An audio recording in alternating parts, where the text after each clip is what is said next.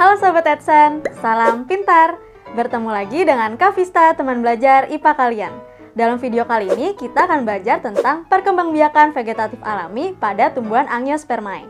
Tonton videonya sampai selesai ya!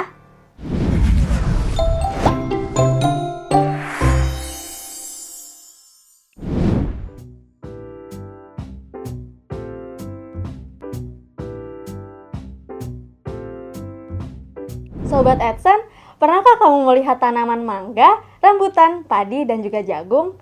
Tanaman tersebut mampu berkembang biak secara vegetatif alami. Apa itu vegetatif alami? Yuk kita belajar bersama! Jadi, sebelumnya kita harus tahu terlebih dahulu apa itu perkembangbiakan vegetatif. Jadi, perkembangbiakan vegetatif adalah cara berkembang biak tanpa adanya proses perkawinan atau tanpa adanya fertilisasi.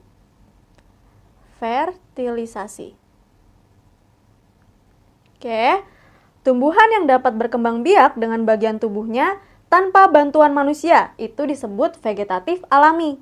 Jadi, berkembang biaknya hanya dengan bagian tubuhnya tanpa bantuan manusia. Oke, jadi menggunakan bagian tubuhnya dan tanpa bantuan manusia.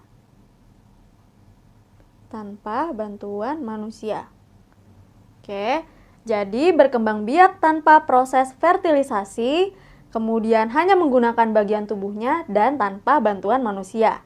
Itu perkembangbiakan vegetatif alami. Di mana perkembangbiakan vegetatif alami ini mampu dilakukan dengan cara menanam bagian dari tubuh induknya, seperti bagian batang, umbi, akar, geragih tunas, dan juga daun. Dan nantinya ketika ditanam akan menghasilkan atau berkembang menjadi tanaman yang baru.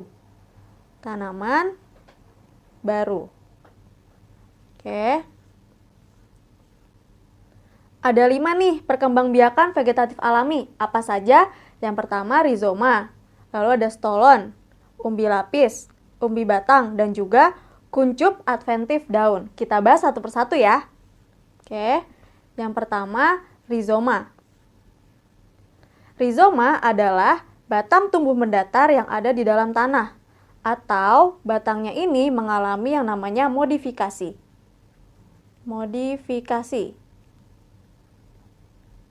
Di mana nantinya batang itu terdapat ruas dan buku. Dan nantinya tunas ini dapat tumbuh pada buku yang terdapat pada batang yang nantinya akan berkembang menjadi tumbuhan yang baru.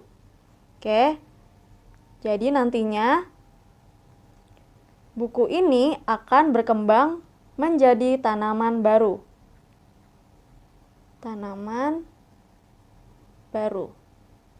Contohnya ini di rinpang ya. Nih contohnya jahe, kunyit, lengkuas, dan juga temulawak. Oke. Kemudian stolon atau geragih. Jadi stolon atau geragih adalah batang tumbuhan yang tumbuh mendatar di atas permukaan tanah. Oke, di atas permukaan tanah. Kalau rizoma ada di bawah permukaan tanah. Nah, kalau stolon atau geragih adanya di atas permukaan tanah. Oke, ini stolonnya nih. Bisa terlihat ada di atas permukaan tanah. Nantinya stolon ini akan ditumbuhi akar. Oke, jadi dari stolon ditumbuhi akar. Nah, kemudian nantinya akan menghasilkan tanaman baru ya.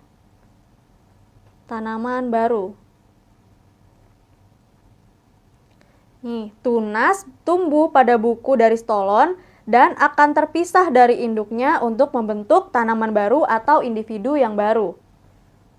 Oke, contohnya pada stroberi, rumput teki, dan juga pegagan. Kemudian umbi lapis. Umbi lapis adalah hasil modifikasi dari batang dan juga daun. Oke, modifikasi batang dan juga daun. Di mana umbi lapis sesuai namanya nih, memiliki susunan berlapis-lapis. yang tersusun dari daun yang menebal dan juga batang di bagian pangkal umbi lapis. Nih, kita bisa lihat nih. Ini ada daun yang menebal dan juga batang di bagian pangkal umbi lapis. Disebut cakram. Oke, jadi ini disebut cakram. Oke, selanjutnya bagaimana tahapan umbi lapis?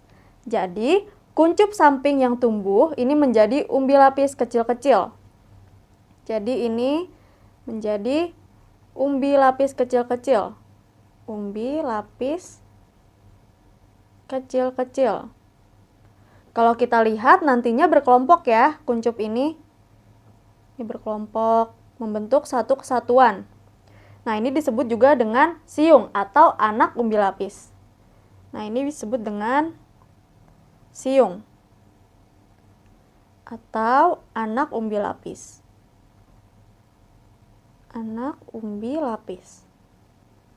Kemudian, jika siung tersebut dipisahkan dari induknya, maka akan menghasilkan tumbuhan atau individu yang baru.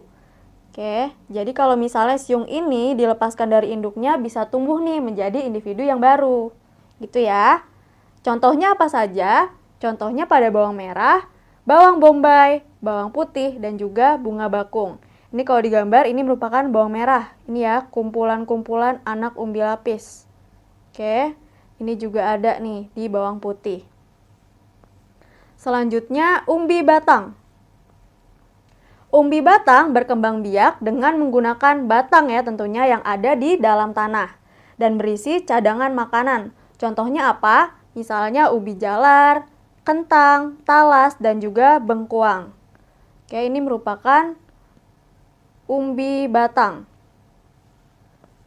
Bagaimana tahapan perkembangbiakan dari umbi batang? Coba kita lihat. Di permukaan kentang ada mata tunas. Ini mata tunas nih. Yang agak legok ini ya, agak ke dalam ini ya. Atau ke dalam. Ini merupakan mata tunas. Di mana mata tunas ini nantinya akan membentuk tunas. Akan membentuk tunas dan menghasilkan tumbuhan baru. Tumbuhan baru. Kalau kita lihat nih di gambar yang kiri, oke, dari mata tunas yang seperti ini, nantinya akan membentuk tunas dan akan membentuk tumbuhan yang baru. Oke, jadi setiap mata tunas membentuk tunas dan tumbuhan yang baru. Kemudian, contoh selanjutnya adalah kuncup daun adventif. Nah, kalau yang ini, tunas adventif daun adalah tunas yang muncul pada tumbuh bagian tubuhan. Contohnya di ujung daun ya. Jadi tumbuhnya pada ujung daun seperti ini. Oke, di mana pada bagian tepi daun tersebut terdapat sel yang selalu membelah, yaitu apa? Sel meristem. Oke, di sini ada yang namanya sel meristem. Sel meristem yang aktif membelah. Yang aktif membelah. Dan nantinya ketika sel meristem aktif membelah, nantinya akan membentuk yang namanya kuncup. Membentuk kuncup. Oke, ini membentuk kuncup yang merupakan calon tunas yang terdiri atas calon batang beserta calon daun. Oke, jadi ini merupakan calon tunas. Nah, kuncup ini terdapat pada tepi daun ya. Seperti yang telah dijelaskan tadi. Oke, coba kita lihat contohnya agar lebih jelas ya.